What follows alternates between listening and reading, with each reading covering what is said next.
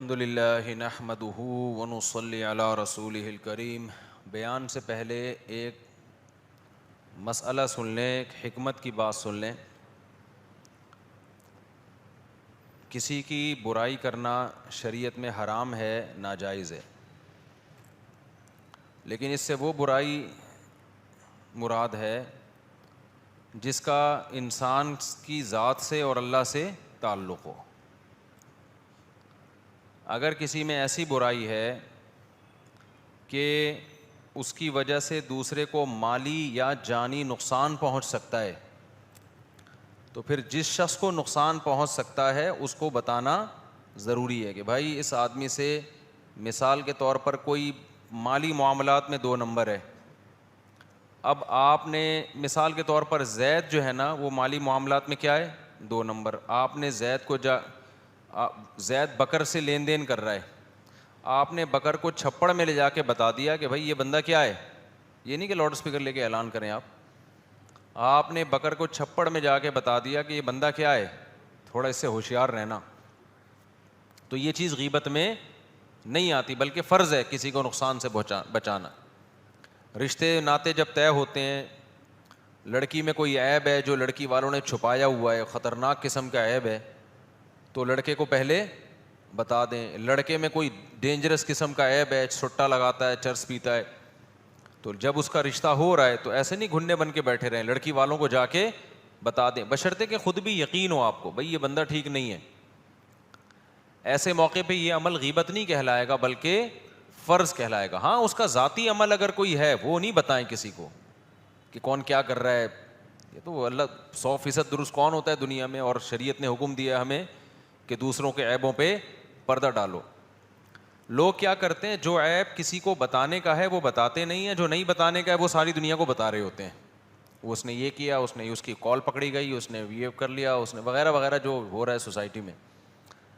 اچھا، اب اس میں کچھ بیوقوف لوگ ایسے ہوتے ہیں کہ آپ اگر کسی کو بتاؤ کہ یہ بندہ 2 نمبر ہے، اس سے بچ کے رہنا، تو جا کے اس بندے کو بتا رہے ہوتے ہیں کہ وہ فلاں تمہارے بارے میں کہہ رہا تھا کہ تم 2 نمبر ہو، تو یہ اس کی علامت ہے، یہ دونوں 2 نمبر ہیں۔ سمجھ رہے ہو؟ یہ اس کی علامت ہے کہ یہ دونوں کیا ہیں، یہ دونوں ہی 2 نمبر ہیں، کیونکہ 2 نمبر ہی 2 نمبر کو بتا سکتا ہے کہ تمہارے بارے میں یہ بندہ کہہ رہا تھا کہ 2 نمبر۔ تو یہ لوگوں میں سینس بالکل بھی نہیں ہے۔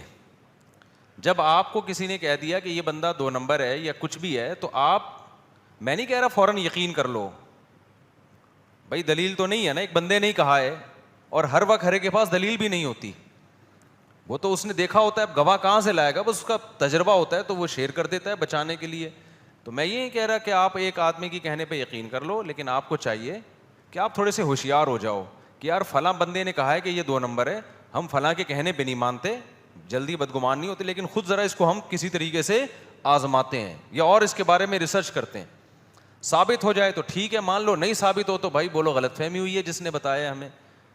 آج ایک عجیب بیوقوفی حماقت کی بات ہے کہ آپ کسی کو بتاؤ کہ یہ بندہ ٹھیک نہیں ہے، وہ اس کے منہ پہ جا کے بتا رہا ہوتا ہے تمہارے بارے میں فلاں کہہ رہے تھے یہ بندہ ٹھیک نہیں ہے، تو دونوں کو رکھ کے تھپڑ لگانے کا دل چاہتا ہے۔ 1 نمبر کے دونوں کیا ہیں، بیوقوف ہیں۔ تو کچھ 2 نمبر لوگ ہیں ہمارے ہاں، نہیں باہر کے دنیا کی بات کر رہا ہوں میں، بڑے بڑے تاجر ہیں نہیں بنے ہوئے ہیں، تاجر گھنے بنے ہوئے ہیں، تاجر ہیں نہیں، لیکن ایسے بنے ہوئے جیسے بڑی بڑی کمپنیوں کے شیئر ہیں ان کے پاس۔ تو میں نے 2-3 لوگوں کو بتایا کہ یہ بندہ ٹھیک نہیں ہے، یہ کچھ بھی نہیں ہے، زیرو ہے، اس کا کہیں کسی کمپنی میں کوئی شیئر نہیں ہے، فلاں کمپنی کا نام استعمال کرتا ہے، فلاں کمپنی کا نام ہے، نہ فلاں کمپنی کا نہ فلاں کمپنی کا، اور اس کی بیس پہ یہ بہت 2 نمبریاں کر رہا ہے، لوگوں کو الو بنا رہا ہے، اور نام کے ساتھ بھی بڑے بڑے القاب لگے ہوئے ہیں۔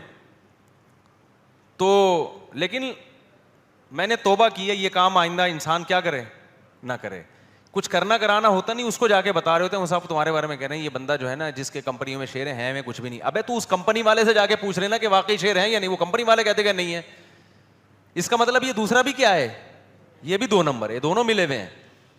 تو اس لیے جب بھی کسی سے معاملات کرو نا، داڑھی ٹوپی پگڑی چہرے کی رونق اور نام کے ساتھ مفتی لگا ہوا ہے، دامت برکاتم لگا ہوا ہے، مفتی کا لفظ اتنا ہلکا اتنا سستا ہے، پتھر اٹھاؤ مفتی نکلے گا۔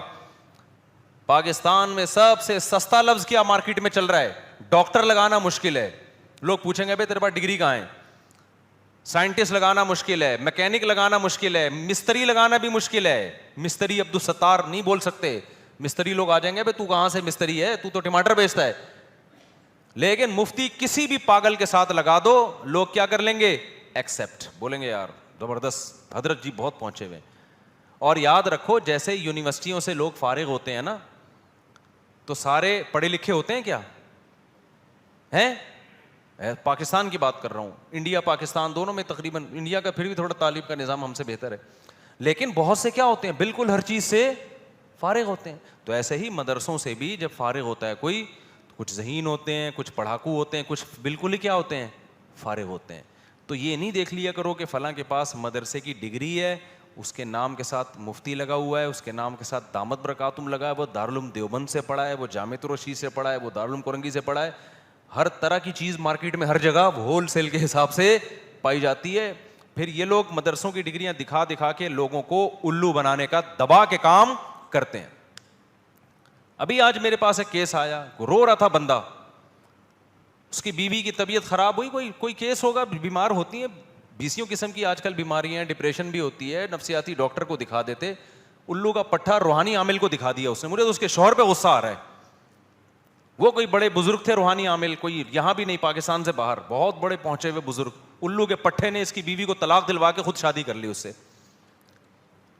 ایسے ہو رہے ہیں, اور بھی کیس ہے میرے پاس, یہ بزرگوں کے کیسز بتا رہا ہوں, وہ بزرگ نہیں ہوتے. روحانی عامل کا بزرگی سے کیا تعلق ہے یار؟